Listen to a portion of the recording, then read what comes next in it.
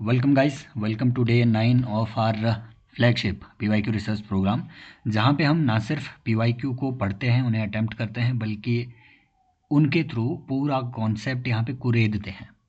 तो आप डेली इन सेशंस को ज्वाइन कर सकते हैं। ये 2025 में पूछा गया, CSC में पूछा गया एक क्वेश्चन, इसे अटैम्प्ट करने की कोशिश कीजिए। स्टेटमेंट 1 कह रही है an ordinance can amend any central act. Statement 2, an ordinance can abridge a fundamental right. Statement 3, an ordinance can come into effect from backdate. तो ये 3 स्टेटमेंट्स दी हुई है, आप पॉज कीजिए और अटेम्प्ट करने की कोशिश कीजिए, है ना। कमेंट सेक्शन में भी आप अटेम्प्ट कर सकते हैं। तो ये जो फर्स्ट स्टेटमेंट है, the ordinance can amend any central act, बिल्कुल कोई भी सेंटर का एक्ट, भले वो पार्लियामेंट्री एक्ट हो, उसे अमेंड किया जा सकता है। एग्जाम्पल 2020 में बैंकिंग रेगुलेशन एक्ट को अमेंड करके जो इंडिया में अर्बन कोऑपरेटिव बैंक्स हैं उन्हें RBI के परव्यू में लाया गया, है ना, RBI के ग्रेटर कंट्रोल में लाया गया। तो ये भी एक सेंट्रल एक्ट का ही अमेंडमेंट था। An ordinance can abridge a fundamental right, no. Why? Because ordinance can not amend, ये आपको याद रखना है, ordinance can not amend the constitution, can not amend the constitution, ये बात आपको ध्यान में रखनी है। अब जब तक वो कॉन्स्टिट्यूशन को अमेंड नहीं करेंगे, तब तक अगर आपने फंडामेंटल राइट को अब्रीज कर दिया तो वो आपका ऑर्डिनेंस आर्टिकल 13 के तहत इनवैलिड या अल्ट्रा वायरस डिक्लेयर किया जाएगा। Can fundamental right be amended? Yes, but through a constitutional amendment. Article 368 के तहत पहले आपको अमेंडमेंट फंडामेंटल राइट में लाना पड़ेगा, फिर वो ऑर्डिनेंस आप ला सकते हैं जो कि उस particular provision of fundamental right से इनकंसिस्टेंट हो। पहले आप फंडामेंटल राइट अमेंड कीजिए। ऐसा नहीं है कि फंडामेंटल राइट आपका कभी भी आपसे लिया नहीं जा सकता है, लिया जा सकता है, but only through constitutional amendment, and that amendment is also subject to judicial review. Fundamental जो राइट्स है, अगर वो अमेंड किए जा रहे हैं या कोई भी अमेंडमेंट कॉन्स्टिट्यूशन में हो रहा है, वो अमेंडमेंट भी जुडिशियल रिव्यू के लिए सब्जेक्ट है, और जो बेसिक स्ट्रक्चर है कॉन्स्टिट्यूशन का, it is subject to that. An ordinance can come into effect from backdate, yes, इसी को हम कहते हैं रेट्रोस्पेक्टिव लेजिस्लेशन। ऑर्डिनेंस या कोई भी सेंट्रल एक्ट या कोई भी रेगुलेशन, इवन रूल रेगुलेशन, वो भी बैकडेट पे इंप्लीमेंट किए जा सकते हैं। फॉर एग्जांपल इंडिया में रेट्रोस्पेक्टिव टैक्सेशन लॉ लाया गया था, जिसे बाद में क्योंकि केन एनर्जी का डिस्प्यूट हुआ, गवर्नमेंट ऑफ इंडिया को अराउंड $1 बिलियन केन एनर्जी, जो कि एक आई थिंक एक डच कंपनी थी, उन्हें देना पड़ा। तो उसके बाद उसे जो है उस पूरे लॉ को ही, ठीक है, उसे निरस्त कर दिया गया। यहां से हम सिर्फ एक क्वेश्चन नहीं पढ़ेंगे, देखना पूरा अमेंड है ना, ऑर्डिनेंस पे जो जो सवाल यूपीएससी ने आज तक पूछ रखे हैं और जो जो फ्यूचर में वो पूछेगा, सारे यहां पे कवर होंगे। Which of the following statements about the ordinance making power of governor are correct? Governor और प्रेसिडेंट की ऑर्डिनेंस मेकिंग पावर्स लगभग सिमिलर है। It is a discretionary power, no. Governor himself is not competent to withdraw the ordinance any time, not competent, no. Governor is competent to withdraw an ordinance any time, बिल्कुल, चाहे उस time house session में हो, चाहे उस time house session में ना हो, गवर्नर इवन उस टाइम भी, अगला स्टेटमेंट वो यहां से क्या बनाएगा, क्या गवर्नर एक ऑर्डिनेंस को उसके बाद विड्रॉ कर सकता है जब एक बार वो पार्लियामेंट में सेशन कन्वीन होने के बाद टेबल डाउन हो गया?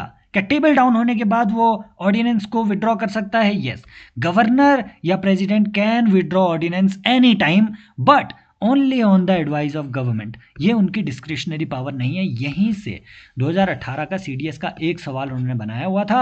2018 CDS 2 में यहीं से सवाल बनाया गया कि ordinance making power of governor के बारे में क्या चीज़ सही नहीं है। It is not a discretionary power, it is a discretionary power. तो ये जो ऊपर है ना, मतलब ये देखो, यहाँ it is not a discretionary power, ऊपर लिखा है it is a discretionary power, यहीं से ये स्टेटमेंट बनाई गई। Yes, it is not a discretionary power, that is why ऊपर वाली ये स्टेटमेंट अपनी रॉन्ग थी। It is not a discretionary power. ये जो है काउंसिल ऑफ मिनिस्टर, सॉरी मैं आजकल थोड़ा बीमार हूं, इसी वजह से पिछले कई दिनों से सेशन नहीं आ रहे थे, आप लोग कमेंट पे कमेंट किए जा रहे थे, इसी वजह से, ठीक है, तो please bear with me. It is not a discretionary power, बिल्कुल सही बात है।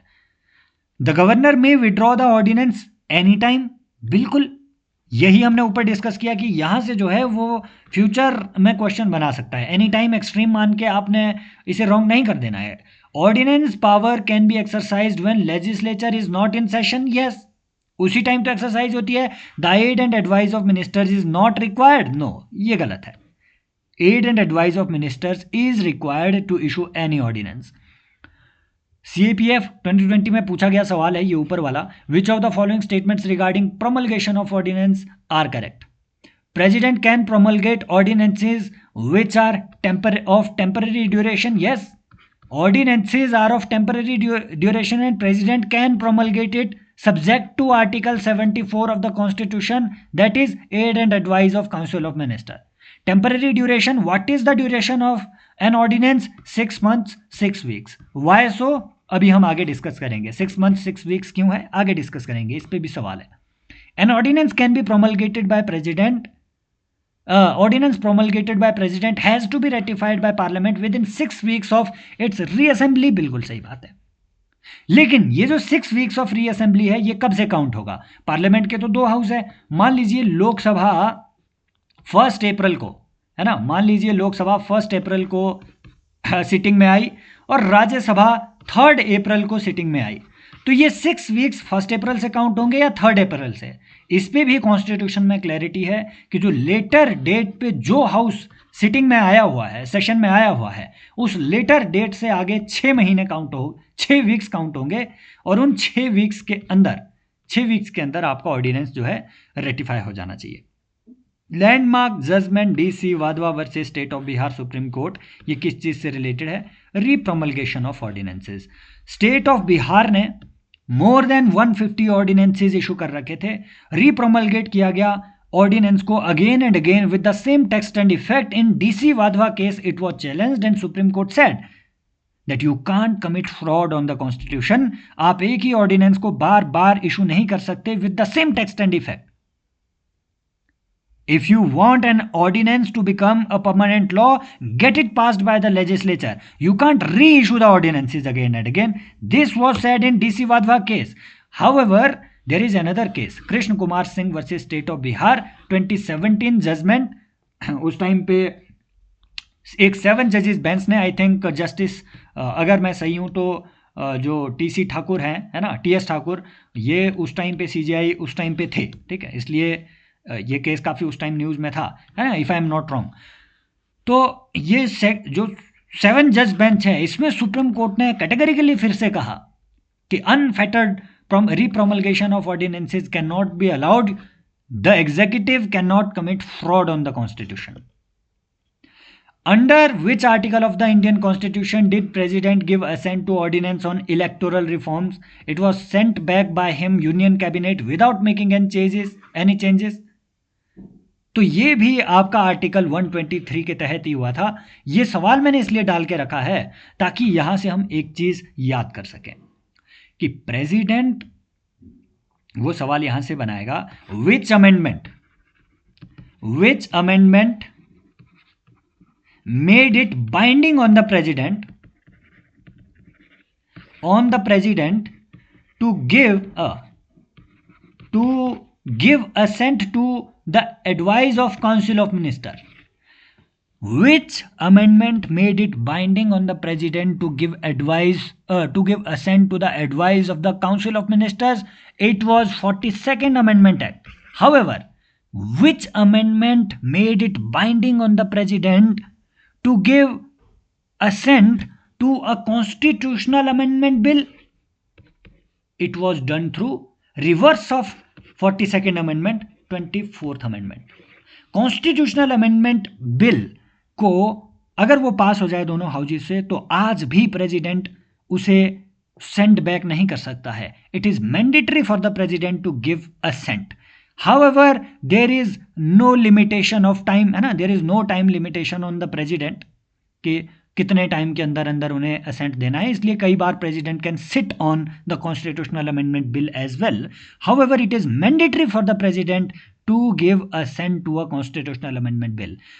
कौन से अमेंडमेंट के थ्रू ये हुआ था? ये हुआ था 24th अमेंडमेंट के थ्रू। 42nd अमेंडमेंट एक्ट के थ्रू ये बात कॉन्स्टिट्यूशन में ऐड की गई कि प्रेसिडेंट एग्जीक्यूटिव की एडवाइस को मैंडेटरली अपना असेंट देंगे।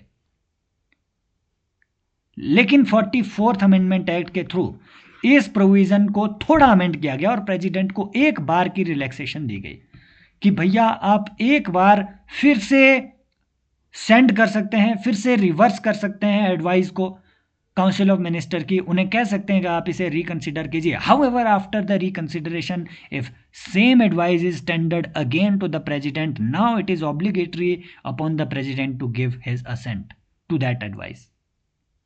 Consider the following statements. The President of India, one second. Okay.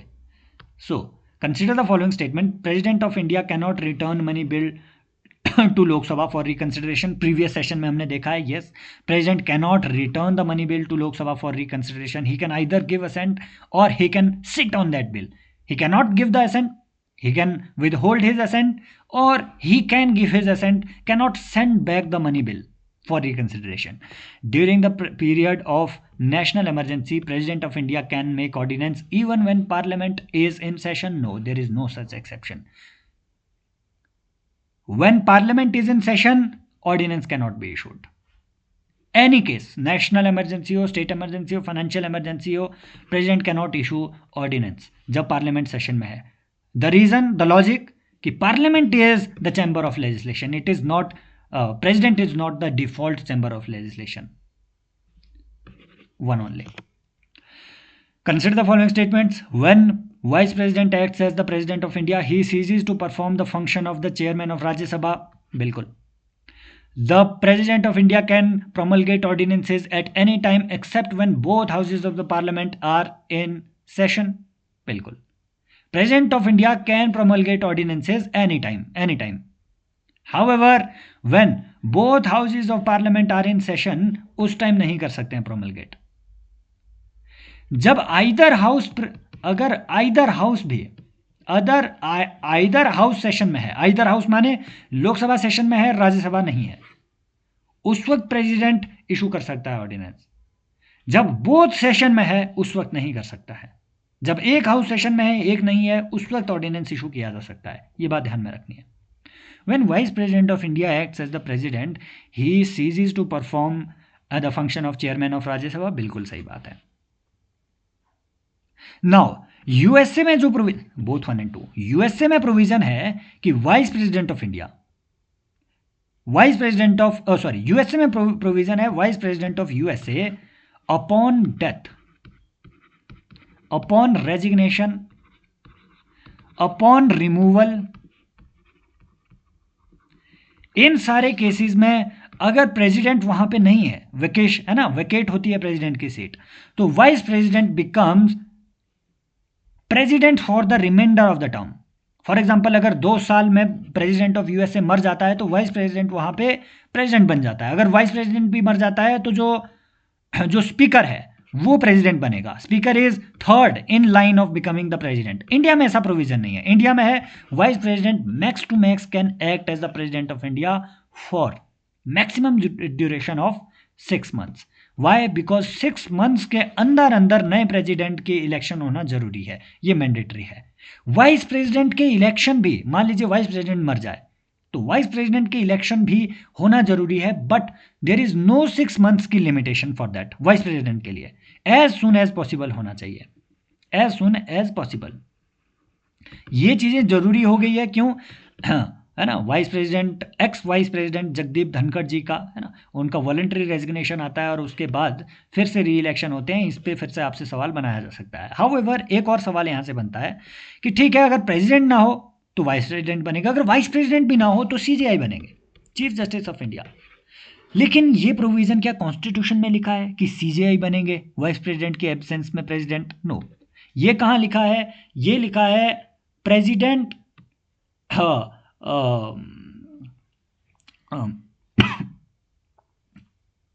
है ना, there was this act, president performance of functions act, something like that, है ना। 1969 में अलग से एक एक्ट बना हुआ है इसके लिए। अरे मैं एग्जैक्ट नाम एक्ट का भूल गया, लेकिन there is an act, president discharge of functions act, हाँ डिस्चार्ज ऑफ फंक्शन एक्ट, कई बार भूल जाता हूं मैं।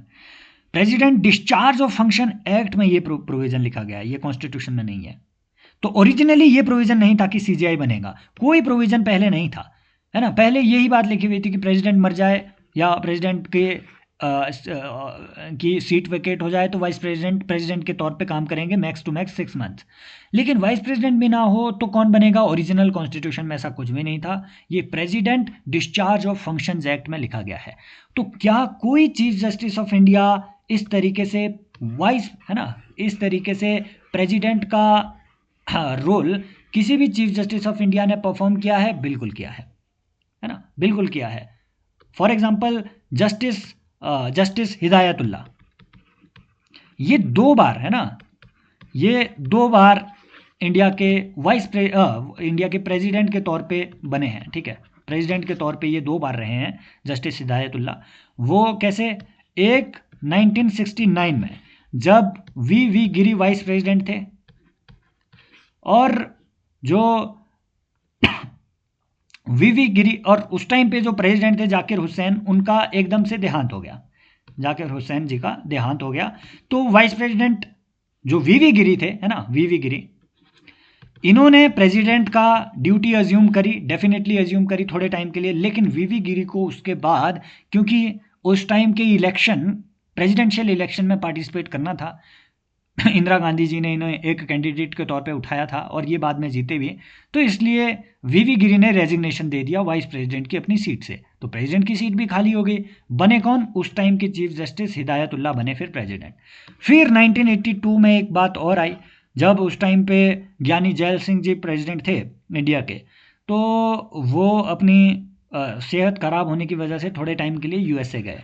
तो उस time vice president justice Hidayatullah, chief justice of India, he was vice president, तो उन्होंने थोड़े टाइम के लिए प्रेसिडेंट की अपनी जो है ड्यूटी अज्यूम करी।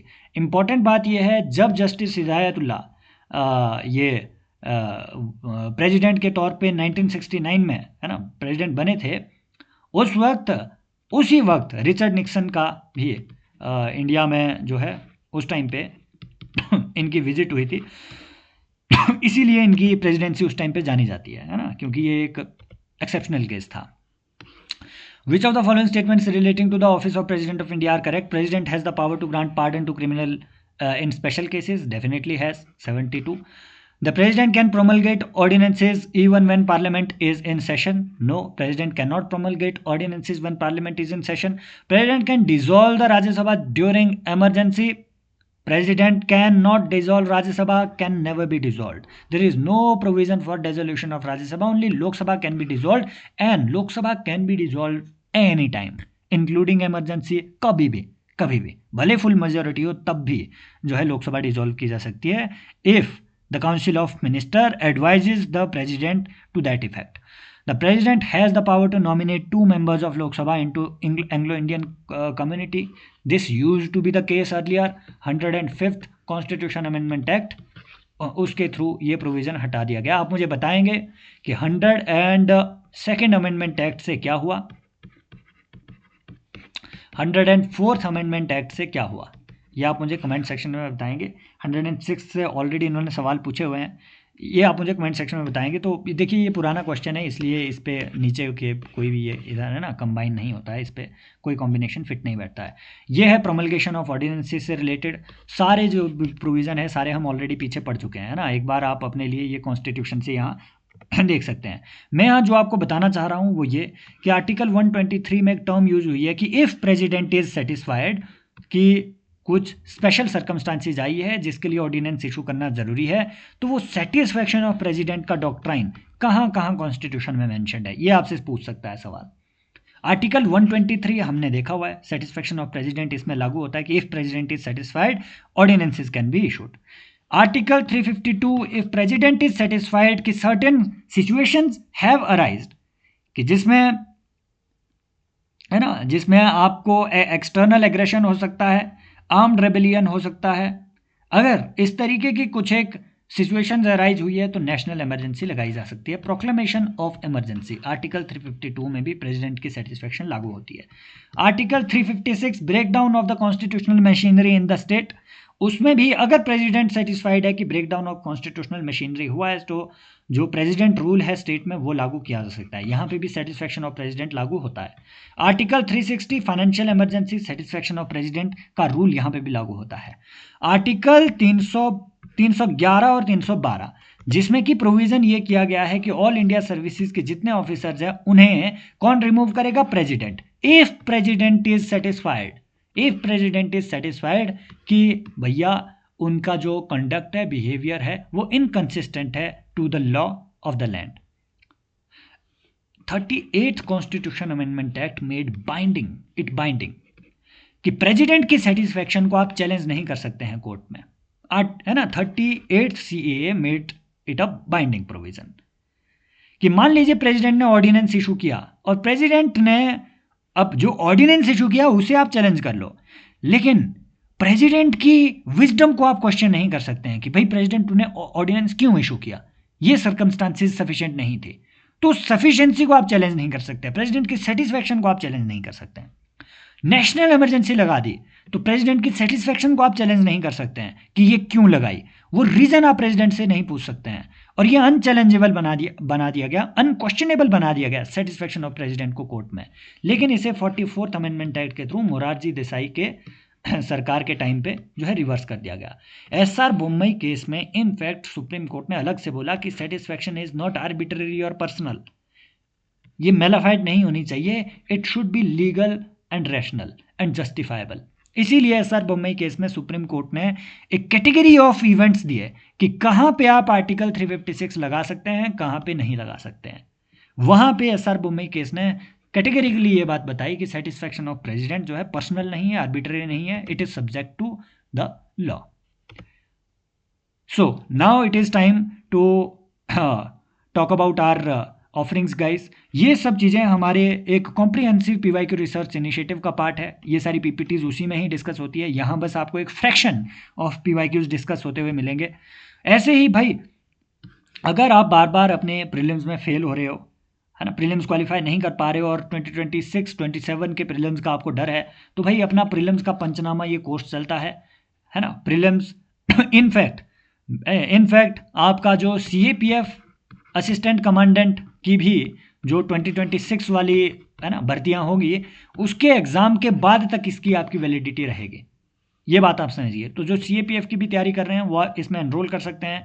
बहुत डीपर लेवल की PYQ रिसर्च हुई है, एक PYQ से पूरा कॉन्सेप्ट इसी तरीके से हम कुरेद के देखते हैं, और मोर देन 150+ आवर्स का आपको इसमें कंटेंट मिलेगा। रिवीजन ओरिएंटेड कंटेंट है और एक कंप्लीट मॉड्यूल है। मैं आपको कह रहा हूँ दिस इज समथिंग जो आप ज्वाइन करेंगे ना, आप किसी जैसे होता है यूट्यूब में बहुत ज़्यादा वो चलती है ना एक हाइप चलती है, आप कभी ये नहीं पाएंगे कि ये कुछ हाइप्ड कंटेंट है। इट इज़ वेरी रियल, है ना, बहुत अच्छे से मेटिकुलसली डिजाइंड है और ऐसे बनाया गया है कि आप बस वीडियो देखते जाओ और कम से कम ये पढ़ लो।